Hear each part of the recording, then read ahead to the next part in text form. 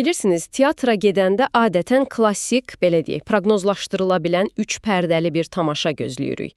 Amma bugün, yəni masamızdakı mənbələrə baxanda, İngiltərə Premyer Liqasının 35-ci turunda Manchester United və Liverpool arasındakı 3-2 hesablı maçda ssenarinin real vaxt rejimində tamamilə yenidən yazıldığını görürük.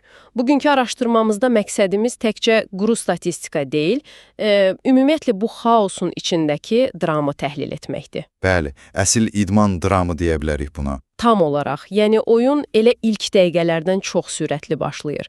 Ev sahibi, yəni qırmızı şeytanlar, Mateus Cunha və Benjamin Şeşko'nun qolları ilə qısa zamanda 2-0 önə keçirlər. Mən həmişə düşünmüşəm ki, belə tez vurulan 2 qol qonaqları psixoloji olaraq sındırır, yoxsa əksinə onları daha da qəzəbləndirib üstünüzə göndərir. Baxın, o 2 qol vurulanda təkcə hesab dəyişmir. Oyunun, yəni bütün o taktiki və emosional tempi birdən-birə qırılır. Düzdür, ritm pozulur. Hə, ritm məsələsi. Futbolda çox məşhur bir deyim var, bilirsiniz. Deyirlər 2-0 ən təhlükəli hesabdır. Amma bunun arxasında yatan o mexanizm daha maraqlıdır. Söhbət sadəcə yalançı güvən hissindən getmir. Bəs nədən gedir? Liderlik edən komanda şuuraltı olaraq həmin o üstünlüyü qorumaq üçün, belə deyək, geri çəkilir. Müdafiə xəttini daha dərindən qurmağa başlayır. Geridə qalan isə birdən-bir anlayır ki, artıq ehtiyatlı oynamağın heç bir mənası yoxdur. Yəni itirəcək bir şeyləri qalmır. Tamamilə düzdür. Bütün o ilkin strategiyalarını kənara atıb, itirəcək heç nələri olmadığı üçün fasiləsiz təzyiqə keçirlər. Sanki Manchester özü bilmədən rəqibə deyir ki, hə, hücum etmək üçün sərbəstsiniz.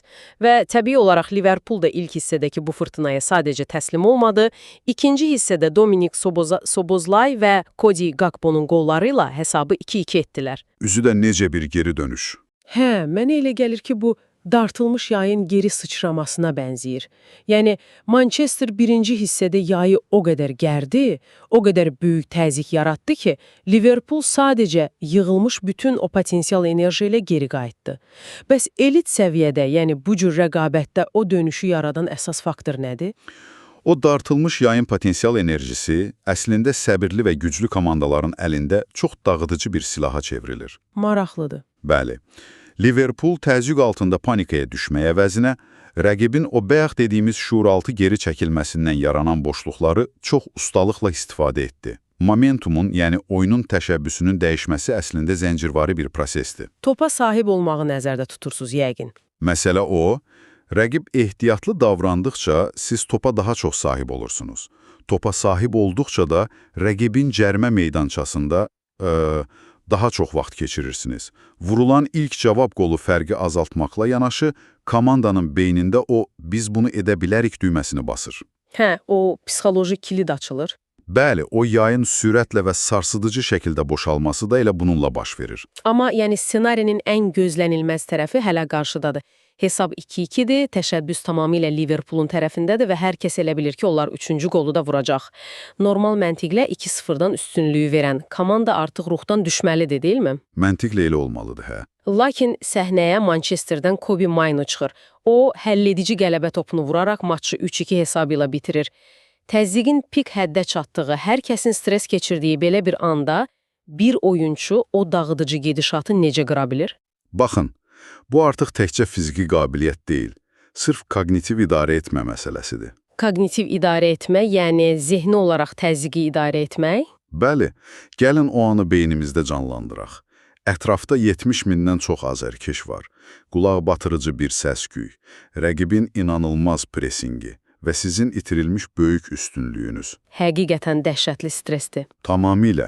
Belə vəziyyətdə beynin təbii reaksiyası panikaya düşmək ya da topu kor-körana irəli vurub məsuliyyətdən xilas olmaqdır.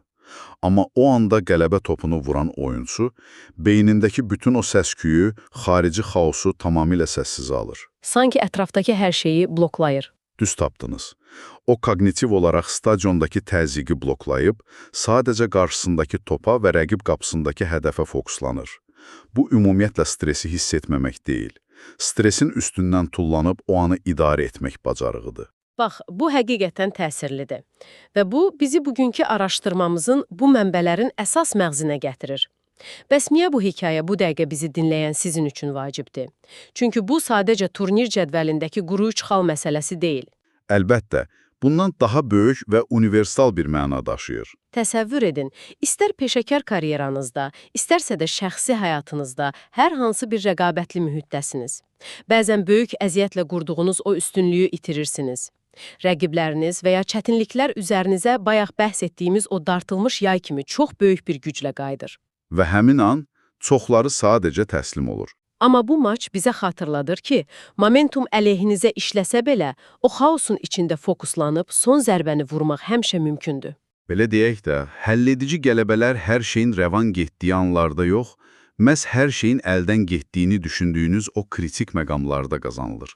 Yıxılandan sonra ayağa qalxıb, mərkəzə fokuslanmaq həqiqətən hər kəs üçün universal bir dərsdir. Elə isə bugün araşdırmamızı bitirərkən bu fikri özünüzlə aparın.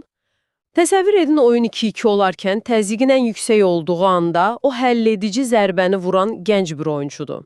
Bəlkə də həyatın ən çətin anlarında taleyi həll edən şey, illərin təcrübəsi və ya böyük ulduz statusu yox, sadəcə həlledici anın xaosunu beynində səssizə ala bilən o cəsarətdir.